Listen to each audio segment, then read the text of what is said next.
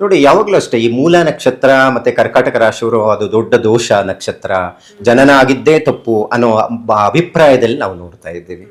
ಆದರೆ ನನ್ನ ಜ್ಯೋತಿಷ್ಯ ಲೆಕ್ಕಾಚಾರದಲ್ಲಿ ಆ ನಕ್ಷತ್ರಗಳಲ್ಲಿ ಯಾರು ಹುಟ್ಟಿದಾರೋ ಅತಿ ಶ್ರೇಷ್ಠವಾದಂಥ ನಕ್ಷತ್ರಗಳು ಅಂತ ನಾನು ಹೇಳಬಹುದು. ಯಾಕಂತ ಹೇಳಿದ್ರೆ ನೋಡಿ, ಮೂಲ ನಕ್ಷತ್ರ ಇವತ್ತು ಮದುವೆ ಅಂತ ಹೇಳಿದ್ರೇನೆ ಮೂಲ ನಕ್ಷತ್ರನ ಹುಡುಗಿನ ಸರಿ ಬೇಡ ಅನ್ನೋ ಅಭಿಪ್ರಾಯ. ಸೊ ಮೂಲ ನಕ್ಷತ್ರ ಹನುಮಂತನ ನಕ್ಷತ್ರ, ಮೂಲ ನಕ್ಷತ್ರ ಸರಸ್ವತಿ ನಕ್ಷತ್ರ. ಇವತ್ತು ಧನುರ್ ರಾಶಿಯಲ್ಲಿ ಮೂಲ ನಕ್ಷತ್ರದಲ್ಲಿ ಹುಟ್ಟಿರುವಂತವ್ರು ಎಷ್ಟು ಬುದ್ಧಿವಂತರಿದ್ದಾರೆ, ಎಂತ ಎಜುಕೇಶನ್ ಮಾಡಿರ್ತಾರೆ, ಹೈಯರ್ ಎಜುಕೇಶನ್ ಮಾಡಿರ್ತಾರೆ, ಟೀಚರ್ಸ್ ಆಗಿರ್ತಾರೆ, ಒಂದು ಒಳ್ಳೆ ಲೆಕ್ಚರರ್ ಅಲ್ಲಿ ಕೆಲಸವನ್ನು ಮಾಡ್ತಾ ಇರ್ತಾರೆ. ಹಾಗಾಗಿ ಮೂಲ ನಕ್ಷತ್ರ ಅನ್ನೋದು ದೋಷ ಅಲ್ವೇ ಅಲ್ಲ.